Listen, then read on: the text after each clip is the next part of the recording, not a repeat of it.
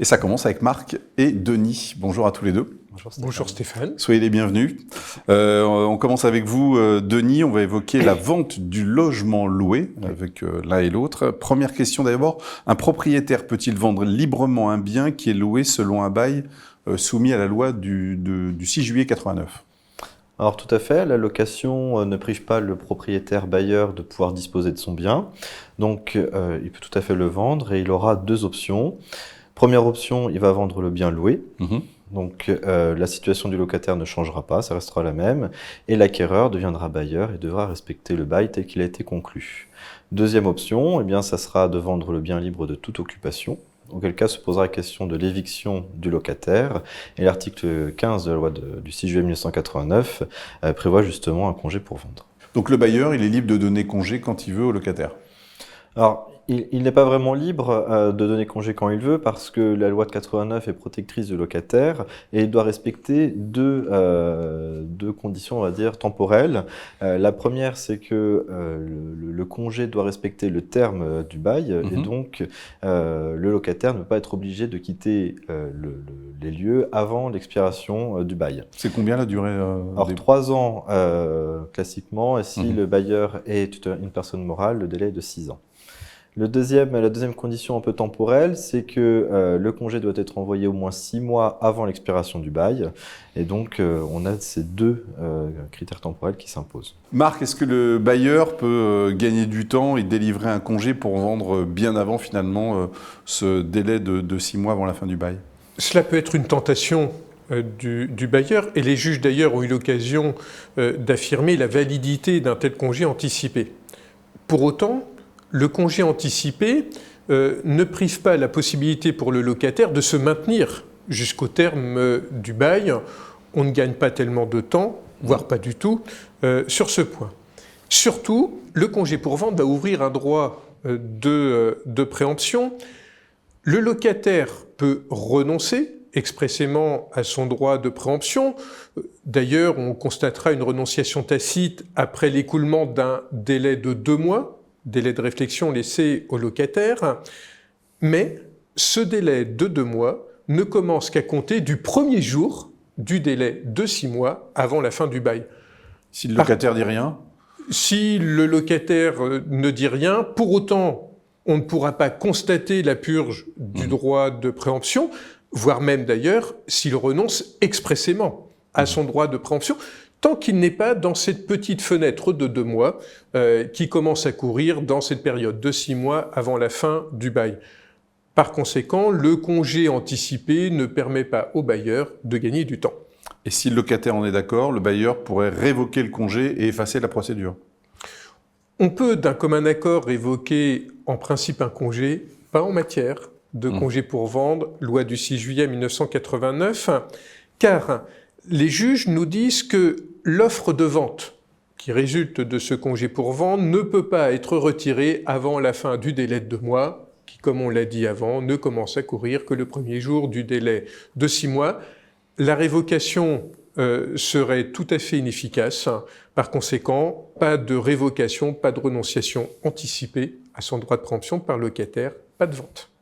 Si le bailleur délivre un congé pour vendre en veillant à respecter le délai de préavis de 6 mois, il y a une probabilité évidemment pour qu'aucun acquéreur ne se présente. Si les négociations conduisent à un prix inférieur à celui indiqué dans le congé pour vendre, est-ce que le congé est valable ? Alors, le congé en tant que tel va être valable, car finalement, le congé se fonde sur l'intention du bailleur de vendre le bien.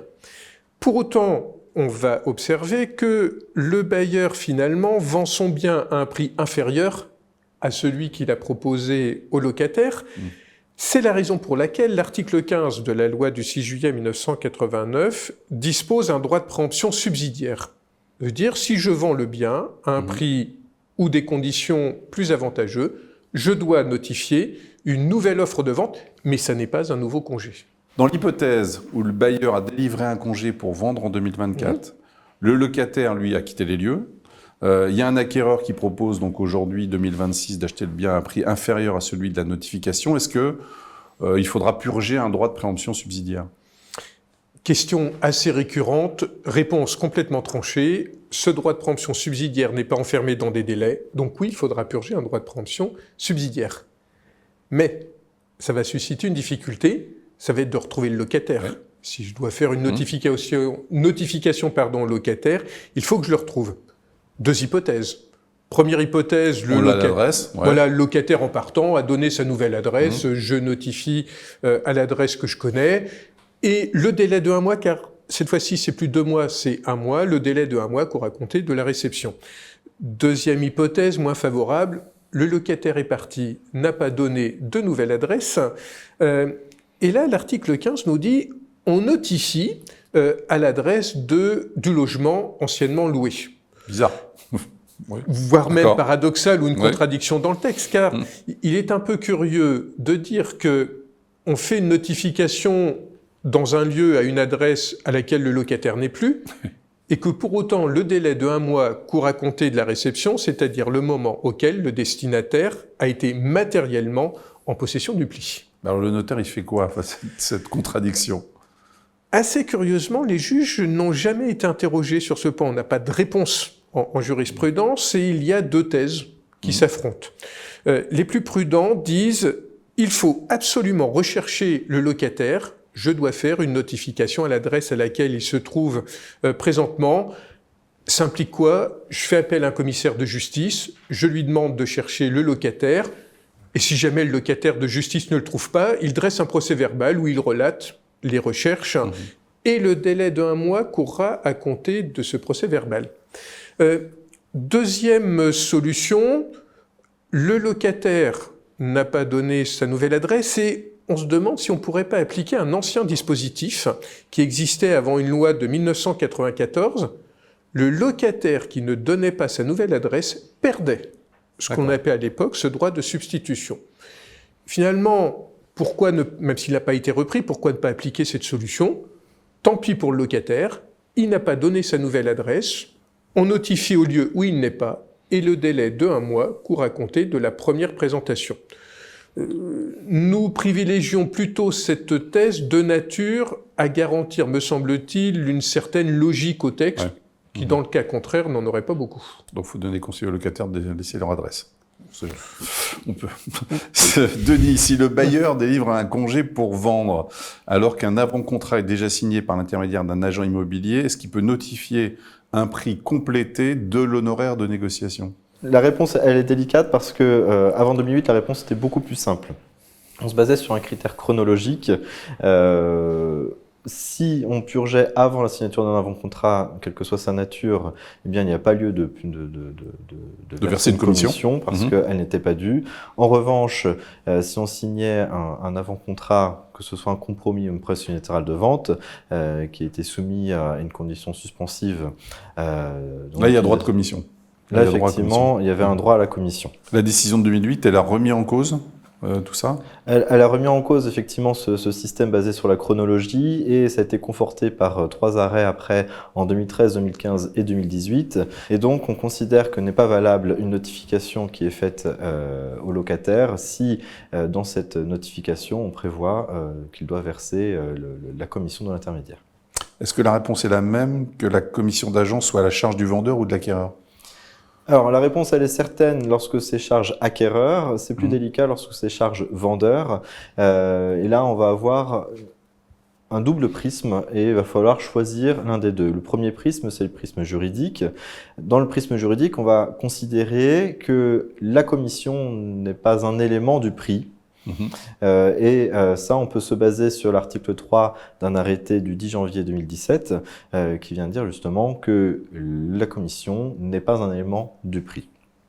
On peut avoir une approche économique aussi. L'approche économique est différente parce que dans l'approche économique, on va considérer que la commission est prise en considération pour la fixation du prix et donc que le prix est d'augmenter d'autant de la commission. Donc on recommande au notaire, vous recommandez au notaire l'approche juridique ou économique ? On recommande plutôt l'approche juridique. On se base pour cela sur un arrêt de 2013 dans lequel les juges en fait considéraient que le locataire n'apportait pas la preuve que justement le prix qui avait été fixé prenait en considération la commission de l'agent immobilier. Donc là, il y a une question de preuve. Exactement. En fait, tout ici est une question de preuve. Si le locataire arrive à rapporter la preuve qu'on a pris en considération la commission pour fixer le prix, dans ce cas-là, eh bien, il arrivera à rendre invalide la notification qui lui a été faite. D'où l'importance de préciser qu'il s'agit d'un prix net vendeur, et non pas un prix frais d'agence inclus. Bon, par rapport à ce que vient de nous dire Denis, on peut peut-être conseiller aux vendeurs de louer le bien pour éviter les complications du droit de préemption. Alors, il est certain que si je ne délivre pas de congé pour vendre, il n'y a pas de droit de préemption, car il n'y a que le congé pour vendre qui ouvre cette prérogative au locataire. Pour autant, ça ne supprime pas toute contrainte. Notamment, l'article 15.1 in fine de la loi de 89 dispose que si j'achète le bien moins de 3 ans avant le terme du bail, moi, en tant que nouveau propriétaire et donc nouveau bailleur du bien, je ne pourrai pas délivrer un congé pour vendre avant un premier renouvellement, une première reconduction. Si on prend l'exemple suivant, j'achète un bien aujourd'hui, janvier 2026, le terme du bail, c'est janvier 2028, eh bien, je ne pourrai pas délivrer un congé pour vendre pour janvier 2028. Je devrais attendre une autre période, dans le meilleur des cas 3 ans, éventuellement 6 ans, ce qui nous amènera jusqu'en 2031. Ça, c'est une réponse précise. Cette contrainte, est-ce qu'elle s'applique à toute acquisition et ça, quel qu'en soit le mode ? Alors ce dispositif de l'article 15 a fait couler beaucoup d'encre, précisément parce que on a eu un doute sur l'interprétation du terme acquisition. Pour autant, les travaux parlementaires, et notamment un amendement de Madame Abeille, laissaient entendre que cette protection du locataire était réservée aux opérations très spéculatives dans les zones les plus tendues, zones dans lesquelles le locataire ou la sécurité du locataire pouvait être altérée, fragilisée. Une opération spéculative laisse entendre une opération à titre onéreux, c'est-à-dire la plupart du temps une vente. Les juges n'ont pas clarifié ce point du tout. Oui et non. Nous avons eu des décisions, mais relativement erratiques. La Cour d'appel de Paris, en 2019, dit l'acquisition est réservée à l'opération de vente. Tout le monde était satisfait. En 2021, la même juridiction, Cour d'appel de Paris, dit non, finalement, le terme acquisition peut s'appliquer à une transmission par legs. On pouvait encore le justifier. 2022, Cour d'appel de Paris, toujours, dit non, l'acquisition, ça concerne aussi les transmissions successorales ab intestate. Et la saga n'est pas terminée, car la Cour d'appel de Paris est revenue sur le devant de la scène pour dire finalement, on a bien réfléchi. Ah, ils sont revenus à 2019. Exactement. On revient à la solution 2019. Ce qui fait qu'aujourd'hui, on va répondre que la notion d'acquisition ne vise que les opérations à titre onéreux, les ventes, et qu'on exclut ce dispositif en cas de transmission successorale. Ça vous semble plus conforme à l'orthodoxie ? À mon sens, on revient... Alors, on peut regretter la versatilité de la Cour d'appel de Paris, mais se satisfaire d'un retour à une plus stricte orthodoxie juridique. Ça signifie que le bailleur doit choisir entre délivrer un congé pour vendre et ouvrir un droit de préemption ou vendre le bien loué. La solution serait trop simple. Même si on vend un bien loué, le locataire pourrait, dans certaines hypothèses, bénéficier de 2 autres droits de préemption. La loi du 31 décembre 1975, dans son article 10, dispose ainsi que si je mets un bien que je détenais en monopropriété, je mets ce bien en copropriété, toutes les premières ventes après mise en copropriété ouvrent un droit de préemption au locataire, même si je ne mets pas fin au bail. Et puis, les notaires sont de plus en plus confrontés aux opérations de vente en bloc, c'est-à-dire vente de l'intégralité d'un immeuble comportant plus de 5 logements. Et c'est là, on va faire application de l'article 10-1 de la loi de 1975, et c'est optionnel.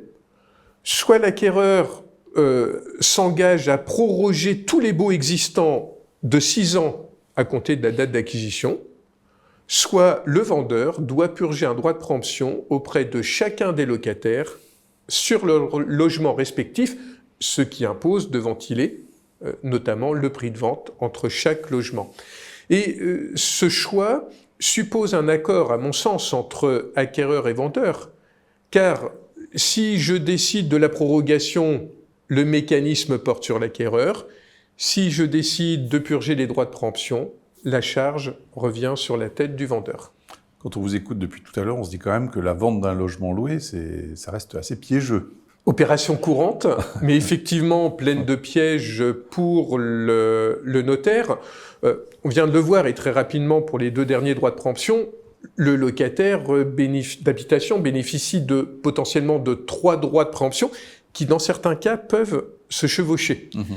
Et puis surtout, en pratique, on constate que les formalités, notamment en matière de congé pour vente, sont réalisées par le bailleur et que très souvent, elles ne respectent pas les conditions ni de forme ni de fond imposées par l'article 15 de la loi du 6 juillet 1989. Merci Marc, merci beaucoup Denis.